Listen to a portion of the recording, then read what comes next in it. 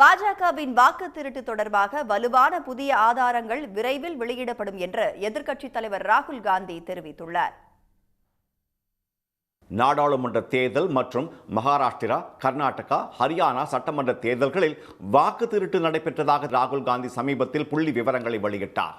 தேர்தல் நடைபெறவுள்ள பீகாரில் வரைவு பட்டியலில் பெரும் மோசடி நடைபெற்றுள்ளதாகவும் குற்றம் சாட்டினார்.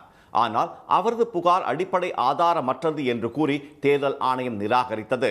வாக்காளர் பட்டியல் முறைகேட்டை கண்டித்தும் நேர்மையான தேர்தலை வலியுறுத்தியும் வாக்காளர் உரிமை யாத்திரை என்ற பெயரில் பீகாரில் 1300 கிலோமீட்டர் தொலைவுக்கு ராகுல் காந்தி விழிப்புணர்வு யாத்திரை மேற்கொண்டார்.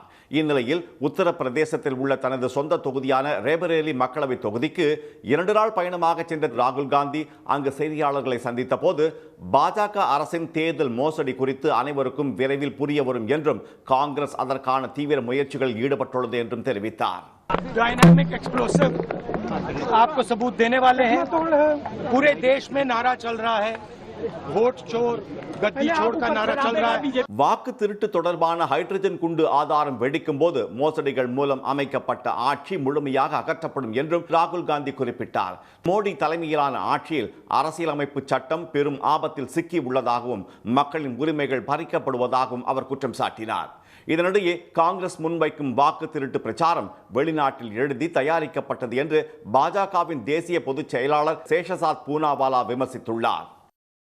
உடனுக்குடன் செய்திகளை தெரிந்து கொள்ள சன் நியூஸ் பெல் ஐகானை கிளிக் பண்ணுங்க.